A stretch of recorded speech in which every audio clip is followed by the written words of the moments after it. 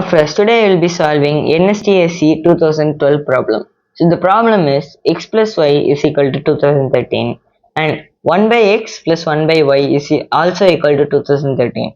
We have to find x into y. First we will take this equation 1 by x plus 1 by y is equal to 2013.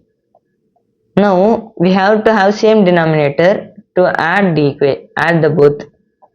So I will take LCM. If we multiply y here, we will get 1 by x into y by y, which is equal to y by xy.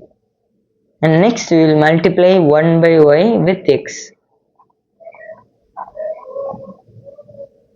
So we will get x, yx.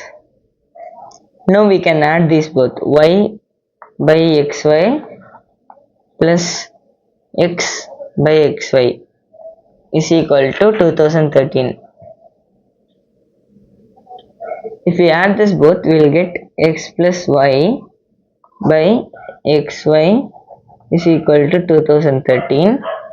They already gave that x plus y is equal to 2013, so we can write x plus y is equal to 2013 by xy is equal to 2013.